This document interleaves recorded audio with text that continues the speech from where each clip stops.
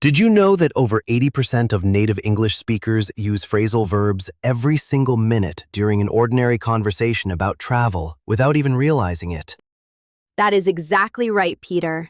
And if you are still trying to use stiff, formal dictionary words when you check in at an airport or grab a taxi, you are going to stick out like a sore thumb.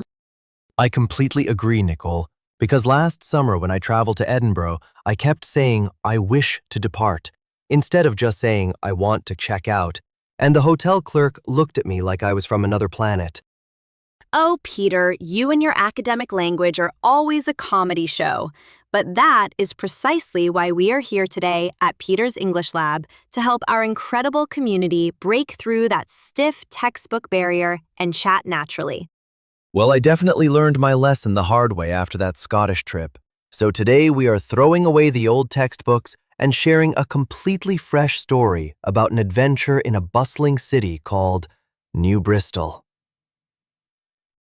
I love that plan, Peter, and let us follow two characters named Sarah and Mark who are trying to navigate a massive, crowded train station during peak hours while everything goes completely wrong. Sarah was trying to catch a train to a coastal village because she needed a weekend escape from her stressful office job, but her brother Mark forgot his wallet at a coffee shop down the street. Can you imagine the absolute panic of watching the departures board flashing red while your travel partner is running backward through a crowd of hundreds of commuters? Mark was sprinting like an Olympic runner, while Sarah was standing near the ticket counter holding 3 heavy bags and watching the clock tick closer to their departure time.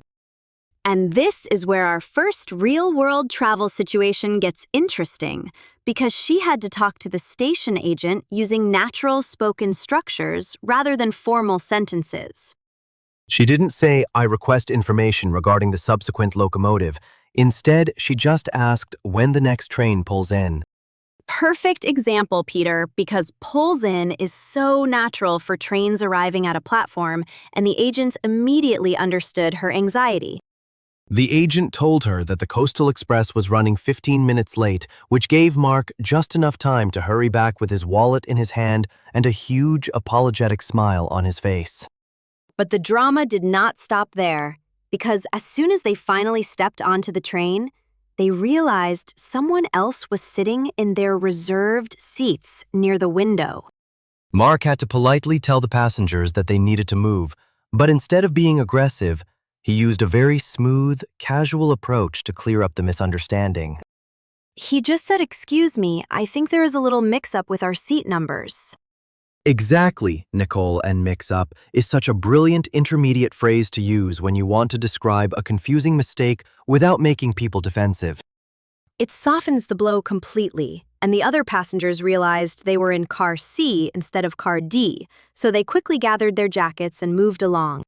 Once they sat down, Sarah sighed with relief, looked out the window as the train started to move, and told Mark that she couldn't wait to just switch off for the next 48 hours.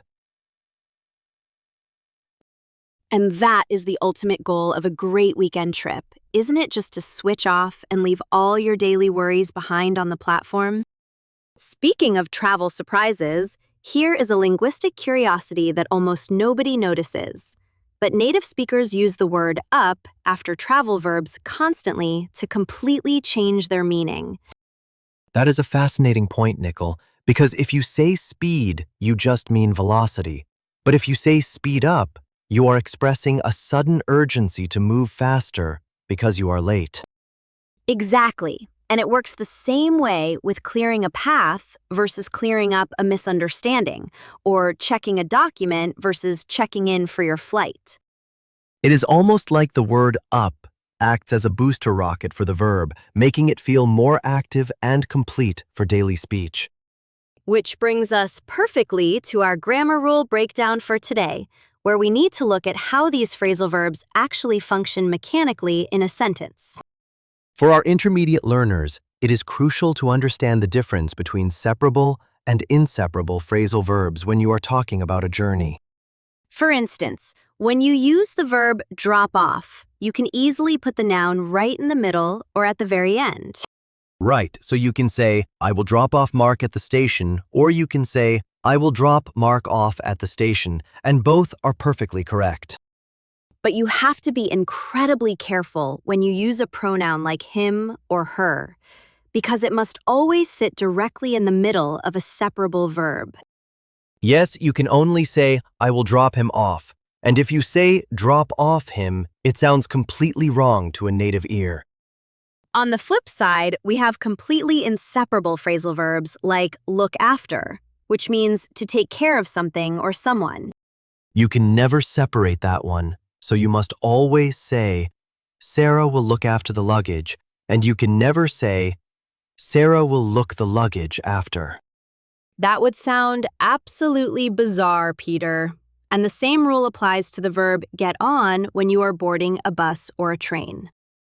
Exactly, Nicole. You always get on the train or get on the bus, and you can never split those words apart, no matter how hard you try. Understanding these structural boundaries gives you so much extra confidence when you are speaking under pressure at a busy terminal. It really does, because you stop worrying about the mechanics and your response velocity increases naturally.